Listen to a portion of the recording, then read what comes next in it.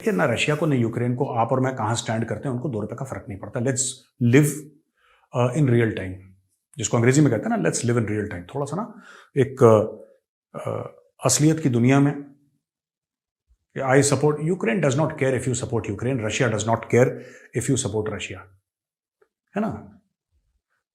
जो रशिया ने करा वो गलत है।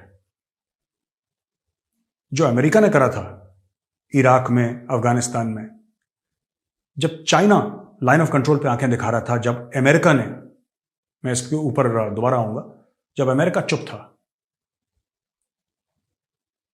तो वो भी गलत था। इंडिया की डिपेंडेंसी है रशिया के ऊपर। तेल वेल हमें इतना नहीं चाहिए रशिया से ना, बात ऑयल की है ही नहीं। ऑयल के हमारे 10 और सोर्स हैं, तो हमें कोई दिक्कत नहीं है ऑयल की। परेशानी ये है कि 65% ऑलमोस्ट, गिव और टेक, हमारे जो वेपन्स हैं आर्मी, नेवी और एयरफोर्स के, वो रशियन ओरिजिन के हैं। और रशिया ने हमारी तब मदद करी थी जब हमारे पास डॉलर्स नहीं हुआ करते थे। तो रशिया हमारा ट्राइड एंड टेस्टेड साथी है।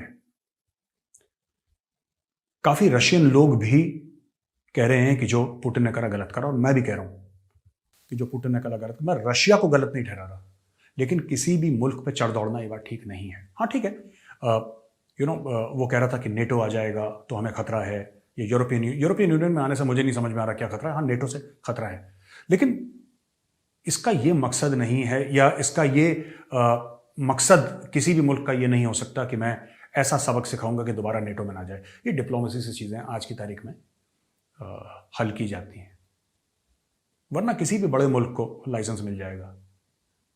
हिंदुस्तान को देख लीजिए, कल हिंदुस्तान को लाइसेंस मिल गया, हमारे इतने छोटे छोटे नेबर्स हैं, कि हम चढ़ दौड़े उनके ऊपर? ये तो गलत होगा ना। कल हम बोलेंगे नहीं, हम श्रीलंका के ऊपर चढ़ दौड़ रहे हैं क्योंकि उनकी फौज तो कुछ है ही नहीं, इंडियन आर्मी पहुंच गई, नेवी पहुंच गई, एयरफोर्स पहुंच गई। ये गलत है, दिस इज एथिकली रॉन्ग। या हम नेपाल के ऊपर चढ़ दौड़े, या बांग्लादेश के ऊपर चढ़ दौड़े, म्यांमार के ऊपर चढ़ दौड़े, ये तो गलत है, दिस इज रॉन्ग। पाकिस्तान के ऊपर चढ़ दौड़े वो मुझे बात समझ में आती है, चीन के ऊपर चढ़ दौड़े वो मुझे बात समझ में आती है, लेकिन बाकी तो पीसफुल नेबर्स हैं, वो दैट इज नॉट गुड। तो रशिया ने जो करा वो मुझे नहीं लगता ठीक करा, ठीक है, लेकिन फिर भी रशिया ने हमारा सपोर्ट करा है, अब हमें रशिया का सपोर्ट करना है और न्यूट्रल रह के। लोग अक्सर मुझसे, अमेरिकन ने बात भी करी इस बीच में कि मेजर साहब, do you think it's high time that India is taking sides? मुझे लगता है India is already taken a side and India is taken its own side, है ना। जब हम किसी की तरफदारी करते हैं तो भारत ने, मुझे लगता है कि अपनी तरफदारी करी है, ना रूस की करी है, ना यूक्रेन की करी है। और जो बाइडेन ने बोला था कि India's response on the Ukraine crisis has been shaky, तो मैं ये कहना चाहता हूँ कि प्रेसिडेंट साहब, ऐसा है कि जब Chinese PLA line of control पे आई, जब गलवान पे हमारे 2-2 हाथ हुए चाइनीज़ आर्मी के साथ, तो सर आपका भी रिस्पॉन्स काफ़ी शेकी था। तो तुसी भी शेकी थे, ऐसी भी शेकी, फिर शेकी शेकी चलने दो, है ना। So it's give and take. You cannot dictate to India, you cannot dictate to India, and India will do whatever is in India's best interest. ठीक है, मेरी ज्यादती राय यह है कि रूस ने गलत करा, एक आज़ाद मुल्क के ऊपर चढ़ दौड़ा, लेकिन इंडिया की अपनी पॉलिसी है, और फॉरेन पॉलिसी में कुछ अच्छा या बुरा नहीं होता। ये तो मैं एज अ ह्यूमन बीइंग बोल रहा हूं ना, जो मुझे एथिकली और मॉरली ठीक है, गलत लग रहा है, लेकिन फॉरेन पॉलिसी में दोस्तों कोई सही या गलत नहीं होता। फॉरेन पॉलिसी में मुल्क के मफाद होते हैं, मुल्क के फायदे होते हैं, और जो भारत के फायदा है, जो भारत का फायदा है, भारत के एक्सटर्नल अफेयर्स मिनिस्टर, भारत के प्राइम मिनिस्टर वही करेंगे जो भारत का फायदा है, और हमें खुल के बोलना चाहिए कि इसमें भारत का फायदा है। That's the end of the story, इसमें और कोई बहस नहीं है। एक छोटा सा एग्जांपल देता हूं, मैं किसी देश की बुराई नहीं कर रहा यहाँ पे, अमेरिका की बुराई नहीं कर रहा, लेकिन जो 9/11 का वाकया हुआ था, 9/11, जिसमें 3000 अमरीकी मारे गए थे, वो टेरर अटैक था। ओसामा बिन लादेन तो ओरिजिनली यमनीज है, लेकिन सऊदी में सेटल हो गया। बिन लादेन ग्रुप है, बहुत बड़ा construction group Bin Laden group, एक जमाने में one of the top construction groups of the world हुआ करता था, बिन लादेन फैमिली का। तो दोस्तों, जो उसमें हाईजैकर्स थे, 19 हाईजैकर्स थे total, I think, if I am not mistaken. 19 में से 15 तो सऊदी थे, 19 में से 15 तो सऊदी थे। लेकिन अमेरिका ने क्या करा, इराक पे चढ़ दौड़ा। वो बेचारा सद्दाम हुसैन फालतू में लपेटा गया, उसका लेना एक ना लेना दो, उसका कोई मतलब ही नहीं 9/11 से। पूरे इराक को लपेट दिया, हजारों लोग मारे गए, अमेरिकन फौजी मारे गए, अमेरिकन कुछ सिविलियंस मारे गए, पूरे इराकी डिस्प्लेस हो गए, वहां पे पूरा मुल्क तबाह हो गया। 9/11 जो था उसका बदला एक ऐसे मुल्क से लिया गया जिसका कोई लेना भी नहीं था, उसको पता भी नहीं था कि क्या हो रहा है। मुझे लगता है सद्दाम हुसैन को भी 9/11 का तभी पता लगा होगा जब आपको और मुझे टेलीविजन देख के पता लगा होगा कि भाई अमेरिका में ये सब हो गया, कर दिया बर्बाद। तो आज की तारीख में देखिए, जो रूस ने करा वो गलत है, लेकिन जो अमेरिका हमें ज्ञान बांट रहा है कि ना ये भारत शेकी रिस्पॉन्स है, तो क्या सर ये सब हमें पट्टी मत पढ़ाओ। We don't take loans from you, we are not dependent upon you, I think we are interdependent. आपको हमारी जरूरत है, हमें आपकी जरूरत है, and we would like this to be a relationship of mutual respect. तो let's not talk down on India, it will not be. India का आम आदमी, मोदी जी एक्सेप्ट नहीं करेंगे, आम आदमी एक्सेप्ट नहीं करेगा, तो फिर ये जीरो सम गेम हो जाएगा बाद में। खैर, अब फौज ने देखा इस बंदे को कि इस बंदे ने भूत बना दिया पाकिस्तान का, फौज ने अपना आशीर्वाद हटा लिया, साफ सीधी बात है। अब ये फौज को गालियां दे रहा है। अरे जिसका था उसने वापस ले लिया यार, ये किराए का घर है, ये किराए का घर है, इसमें इसको लेके इतना घमंड मत करो, ये किराए का घर है। मैं इमरान खान को कह रहा हूं, ठीक है, इट्स ऑल राइट यार, इट्स ऑल राइट। कभी कभी हो जाता है ऐसा, फौज तो मिलाई थी, फौज ने अपना हाथ हटा लिया, ठीक है।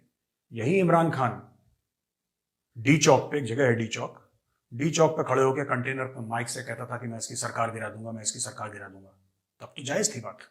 अब ये लोग इमरान खान के साथ वही ऑपोजिशन वाले कर रहे हैं, तो इमरान खान को बुरा लग रहा है कि ये देश के गद्दार हैं और अमेरिका मुझे गिराना। देखिए ना, इसके ऊपर भी बहुत बड़ा फ्रॉड है, और ये फ्रॉड इमरान खान की मदद कौन कर रहा है फ्रॉड परपेट्रेट करने में, ये झूठ को बढ़ावा देने में? पाकिस्तानी मीडिया के टीवी एंकर्स